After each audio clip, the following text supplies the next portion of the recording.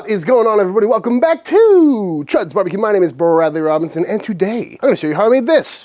Beautiful, delicious, smoky, barky, tender, juicy, amazing smoked brisket on the Chudbox. That's right, folks. Today we're talking about fire management on the Chudbox and to find out if it can, in fact, cook a good brisket. Coming up. This is a brisket.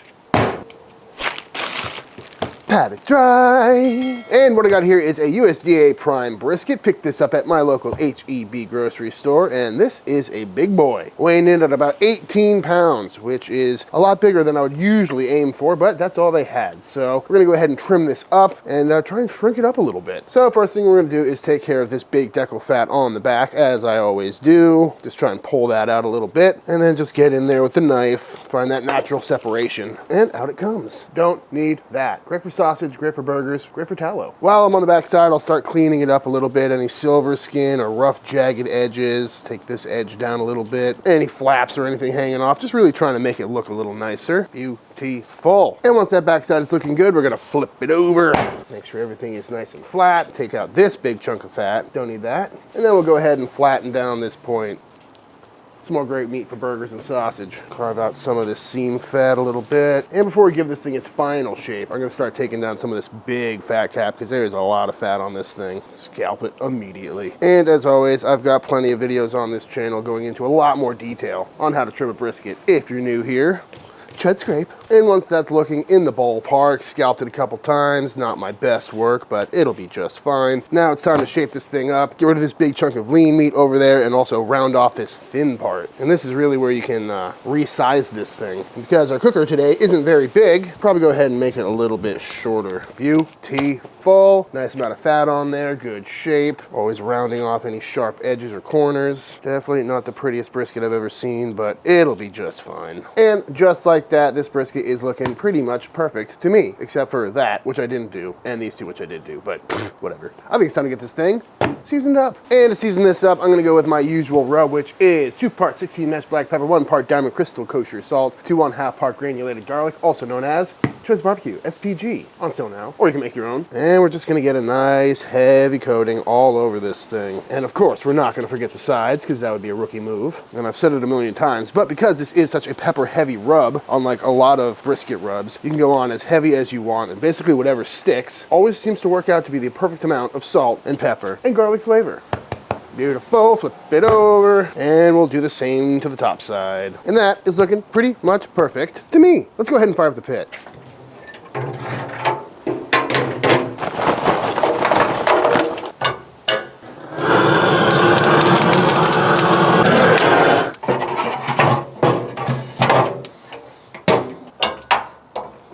And on the pit we go. As you may notice, I put a little pan in there to help block some of that direct heat from coming up at us. I'm gonna go ahead and just put this big boy right on. Actually, we're gonna go this way. Yeah. Beautiful.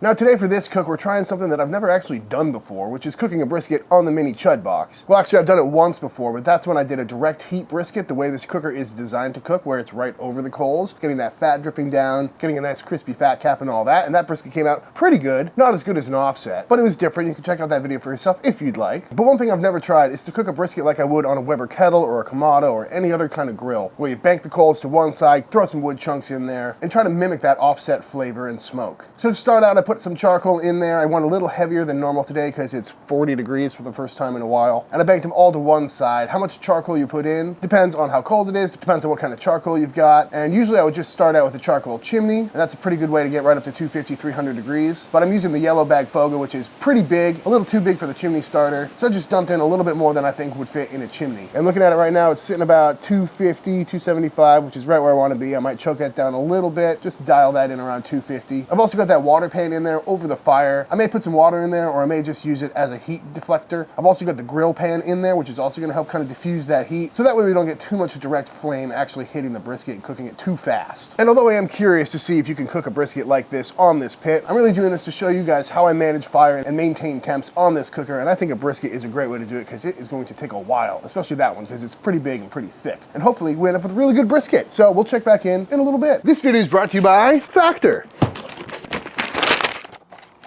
Factor makes meeting your nutrition goals easier than ever by delivering fresh, never frozen, dietitian-approved meals right to your doorstep. Their team of dietitians and chefs work together to create each meal using only high-quality ingredients that'll make you feel great all day long. And making all these videos here on YouTube, I spend pretty much every single day cooking from morning till night. And when it comes time to make myself lunch or a weeknight dinner, I really just don't have it in me a lot of the time to go to the grocery store and plan a whole nother meal and eat something that's balanced and healthy. But Factor makes that super easy with these little meal kits. They just pop in the oven or the microwave, saving you a trip to the grocery store, cutting down your meal prep time, and best of all, no dishes, which I appreciate. And to make it could not be more simple. Take off this outer layer, pop this plastic with a couple of little pokies, and then pop it in the microwave for 2 minutes.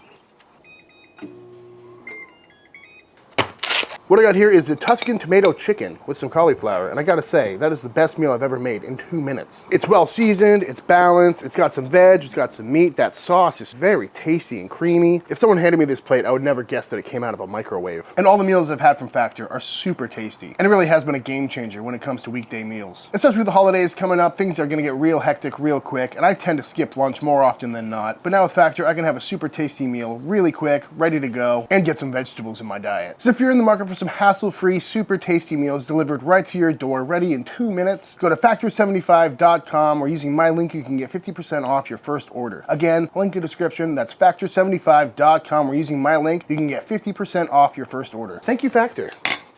So it's been about 20-30 minutes, just letting this pit come up to temp, kind of stabilize a little bit. I've got the door on the first notch, and I've got the lid about halfway closed, but now it's time to add some smoke to this thing. And to do that, I've just got myself a pretty small log of some post oak, which I'm gonna just kind of nestle right in here, acting a little bit like a charcoal grate so it doesn't go that way too much. And hopefully it'll slowly smolder, giving us some nice smoke without bursting into flames. If it does, I may have to pull it out and start throwing chunks in there. But again, we're kind of winging it today. But with that amount of charcoal and that log, we should start seeing some nice clean smoke and maintain temps for probably an hour or two. But again, I will let you know. And just like an offset or a Weber kettle or something like that, I'm gonna start out around 250 degrees, pretty smoky at first, try and get that bark built up a little bit, and further down the line, we may bump the temps up a bit. And one other thing you may have noticed is I am going fat cap up, and that's because that's the way I really like to cook briskets on an offset, or just in general, because I really wanna have that nice presentation, that really nice bark on top. Although on this cooker, the heat is coming from the bottom, which means I really probably should put it fat cap down to kind of insulate the meat, but I just don't like seeing those grill marks on that bark. So we're gonna see how this goes. If that bottom side starts getting a little too toasty or crispy, we may flip it part way through, but ideally we'll keep this fat cap up the whole time and get some really nice fat render from all the heat trapped at the top of this lid before it goes out the stack. All right, folks, we are about 2 hours into this cook. I haven't done anything yet, but as you can see over here, we're starting to dip below 250 degrees, so it's time to add some more charcoal. Open this up. See that log is burning nicely still, but not engulfed with flames, which is great. Now we're gonna go ahead and just throw on some more charcoal. That's why I really like this Fogo yellow bag stuff, because you get some really big chunks like this. Just start chipping them in. It's kind of like running an offset. You gotta just add them whenever the temps start to dip. Kind of have to anticipate when it's gonna fall so you don't have too much of a lag time before this catches and that goes down. But really, this is the name of the game with the Chudbox cook. That should be enough. Hopefully get another couple hours out of that. And at this point, you could just let this catch naturally, but if you're in a hurry or you just wanna keep things moving along, you can always bust out the old leaf blower. I use this all the time with this cooker. And just a nice gentle breeze so we don't send too much ash flying everywhere. And that should catch real quick. Traditionally with this style of cooker, you would have a burn barrel going, which you could do if you had a burn barrel. You know, keep some logs burning down into coals, that way you can shovel in and out, really dial in your temps that way. But I found this works pretty well once you get the hang of it. And just like that, starting to look good. So we'll shut this down, leaving it on notch 1 so we get some good airflow, and we'll see what temps we reach. And just like that, back up to 250 on the brisket side. Obviously a little hotter over here, but I'm not worried about that. And if we come up top, we got some beautiful clean smoke coming out of there. Gotta love that. So I'm gonna keep an eye on that. If it does start to spike up a little bit, the first thing I'm gonna do is probably close this down, which will slow down the airflow a little bit. I just did that on the last cook. When I first put the coals in, it shot up to about 275. I brought it to there, brought it right down to 250 and held there. And then once it started to go below 250, I opened it up all the way. So that's a really good way to maintain heat. If you ever have a really big spike, you can always shut the door completely. That'll stifle the flames, although that's a tough call with this cook because we've actually got wood in there and that'll trap in a lot of dirty smoke. But if you're using just charcoal, that's a really fine way to go about it. All right, we're about 4 hours into this cook, still rocking 250 on this side, but we are out of smoke. So I'm gonna open this up. Got myself another small log here. This seems to be working pretty well. So I'm gonna put this in the same spot as the other one. Beautiful. And while I'm in here, I might as well throw another couple of chunks chunks on there just to make sure we're maintaining temps. Ooh, big boy. Really not much to it. It's been a very pleasant cook so far. No spikes or anything weird like that. And pretty low maintenance, which is always nice. And just because I've got it here, I'm gonna throw on a piece of this fat that we trimmed off just for a little extra fat smoke on there. It is a Chudbox cook after all. Also probably help that charcoal light up. But check back in next time. Temps start to drop. All right, y'all, it has been several hours since I saw you last. I have just been periodically adding coals and wood to this pit just to make sure we get some nice temps and smoke on this brisket. And I'm not sure if it's the size of this brisket, the colder weather, or just the general lack of convection on this pit, but this thing has been taking forever to get through the stall. Right now, we're about 10 hours into this cook, and we are just hitting 180, which is a lot longer than normal on the offset, but I gotta say, this is looking pretty good. We got some really nice bark on there, which is something I was worried about for the majority of this cook, but it's darkened up in the last few hours, and now it's time to give it the old foil boat. Beautiful. And now back on the pit we go. Gonna bump these temps up probably closer to around 275, 300, and finish this cook off.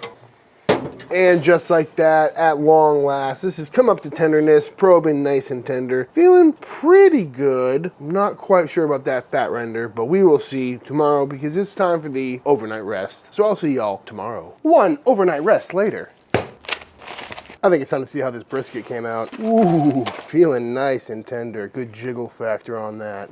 Smelling pretty good. Feeling a little crispy on this corner, but bark is looking great. Oops. Oh no, what has he done? Now, as I mentioned, this cook took a surprisingly long time. It was on that pit for about 16 hours, and sometimes that just happens with briskets, but really I think it's because it's not as convective as an offset. But all in all, bark looks great. It feels nice and tender, and although it took a really long time, and due to poor planning, came off around 6 in the morning, don't recommend that. But all in all, it was a really easy cook because it's so far away from the coals, and the thick metal really holds in heat well. We had 0 spikes. It dipped down a little bit below 250 a couple times while I was loading up charcoal and opening the door and whatnot, but really it was a super easy cook. Threw charcoal on whenever I had to, probably every couple hours. And the fact that you can put full logs in there is great. Went through about 3 or 4 logs, little ones though. And it was a lot easier than a kettle cook because I didn't have to babysit it nearly as much. You only have to throw a log on every couple hours as opposed to wood chunks or wood chips, which you have to do pretty frequently. It's feeling tender, looking barky, so really it's all about the taste. So let's slice on in. Held this in my toaster oven overnight at 155 degrees for the last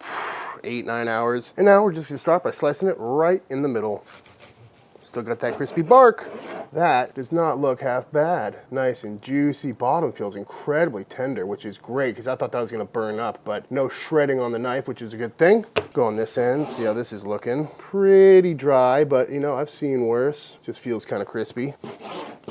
Really surprised that this bottom didn't get more toasted from that bottom heat, but yeah, I've seen worse looking leans. Decent fat render on there. Give the old pull test. Oh yeah, that's super tender. Love that. Smelling good. But star of the show is always the fatty side, so let's see how these burn ends are looking. And it's cutting like butter. Looking pretty good to me, nice and tender. That seam fat is not nearly as rendered as I'd usually like it to be. It's still kind of rubbery, but all in all, I'd say that's a pretty damn good looking brisket. Cube these up. Smelling a little bit smokier than my typical offset briskets. But looking nice and juicy. Pretty happy about that. Nice flop factor to it. Bottom, nice and tender too. Not too shabby. All in all, pretty happy with how this is looking. The cook was pretty nice and easy, and it's time to dive in. All right, kick things off. Let's give this burn end a try. Right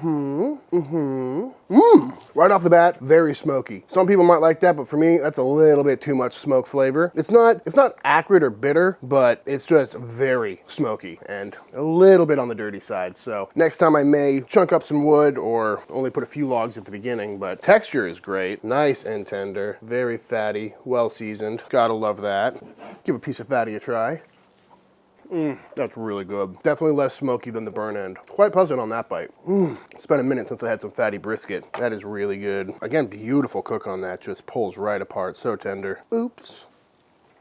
Honestly, I'm surprised. This came out a lot better than I thought. Again, going into this, I had a suspicion that it might be a little too smoky, which it definitely is. But I also was worried about that lean getting roasted from that bottom heat, as well as that fat render on the top, because there's not as much convection going across. And you can kind of tell on the end there, there's a big pocket of fat that didn't fully render out. That's partially the trim, but honestly, it's really nice and creamy. I have cooked worse briskets in my life, I'll tell you that. Center fat actually looks pretty good once you get into the fatty. Very nice. Very nice. Love it.